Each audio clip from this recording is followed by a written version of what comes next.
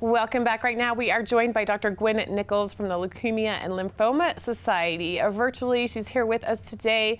Dr. Nichols, thanks so much for being here. How are you doing this morning? I'm doing fine. Thank you, Christine, for having me. So tell me more about the Leukemia and Lymphoma Society and what is important to know about that right now. Well, right now, blood cancer patients are calling us every day to understand all the information all of us are hearing about COVID-19, about the vaccines, and about their safety and effectiveness for blood cancer patients.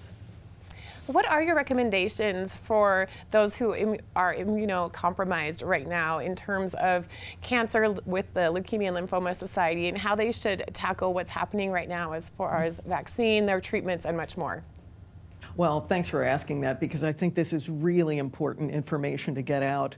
The vaccines are safe for blood cancer patients to take. We weren't certain about that because they weren't included in the vaccine trials. Patients with cancer were excluded. But our registry, the LLS patient registry, and thousands of patients helped us answer that question. The safety is exactly the same as all the rest of us. You might have a sore arm, or you might have some fever or feel crummy for a day or two, but they're safe. They don't affect the cancer or the cancer treatment. Very important. But it's also, I'm sorry, it's really important. I want to emphasize that even though patients get vaccinated, not all of them get a full antibody response. Which is very interesting to know. There's also a lot of information coming out in the news right now about that third booster shot. What are your thoughts on that? Well, we know that a full 25% of patients and survivors with blood cancer don't make the antibody, and so even after they're fully vaccinated. So they may think they're safe, but they may not be. We studied these patients, and 50% of them appear, if they get a third shot, to be able to make antibody. They just need more than people with a healthy immune system. So we're encouraging blood cancer patients to talk to their doctors about getting that third shot. We think it's a good idea. And of course, like every business, every organization throughout the pandemic, the Leukemia and Lymphoma Society has had to shift gears quite drastically. What are some things that have happened throughout this past time, 18 months or more of the pandemic, that are notable within the LLS? Well, like everyone, we switched many of our what used to be in-person events to events that happened online. But the good news is people who couldn't leave their house, had to stay quarantined, could join us because we switched all our events, all our educational programs, everything that we do to online. And that made it actually, for us, available to more people. More people could participate and more people could learn the important information that we give out for free to patients. And what else is the LLS doing to help support patients and their families, especially as they struggle with battling leukemia and lymphoma? We have a wide array of free, and I emphasize free, resources for patients, for their caregivers, for survivors. And that includes information about the disease, how to talk to your doctor, questions about different therapies.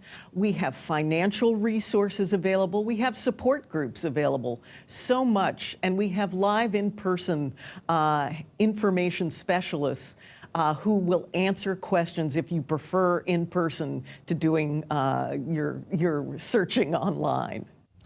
And it's also Childhood Cancer Awareness Month. How does the LLS support that? Oh, well, we were started by a family that lost their child to blood cancer. So we have always, in our 70 years, been focused on adults and children. But we doubled down a few years ago to really start a major effort to have the really great new breakthroughs we were seeing in adults start to be available for kids, which they haven't been. And so we've provided over $49 million of research dollars in the last 3 years specifically for childhood cancer research. And Dr. Nichols, where can we get more information about everything you've spoken about today? People are concerned about the vaccine. with leukemia and lymphoma. Also, they want more of these resources that you're talking about, and are also wanting more information about this Childhood Cancer Awareness Month and what we can do to help the LLS. Where's the best place to go?